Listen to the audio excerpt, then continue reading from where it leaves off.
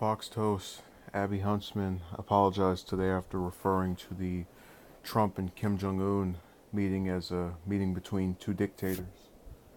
Uh, Shortly after making those comments, she apologized on air and repeated that behavior on Twitter,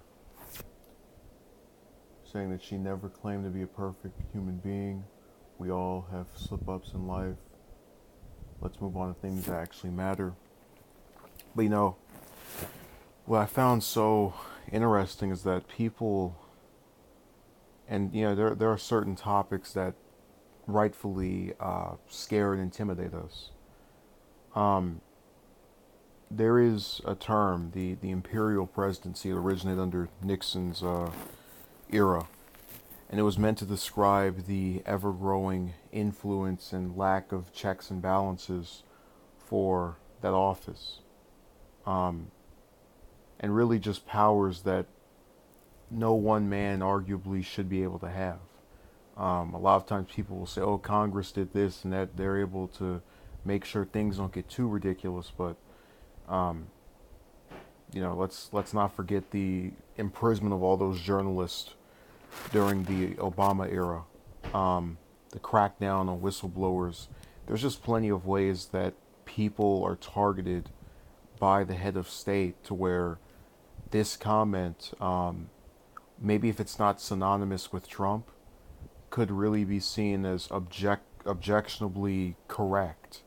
Um, but again, it's something that you would have to, and it kind of surprised me you had this on Fox.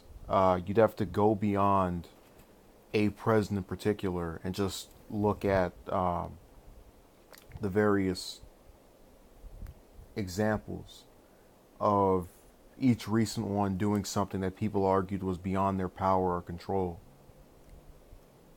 You've actually, and it's kind of interesting. You've seen people who have tried to compare Trump to various fascist leaders, and I think even if she herself didn't believe that factored into it as well, because I can recall um, during the election cycle having Glenn Beck talk about Trump's similarities to Hitler prior to the latter taking office, and just many remarks that I thought were salacious, but that do contribute to this popular opinion among some people that we have this unconventional president who can overstep their boundaries.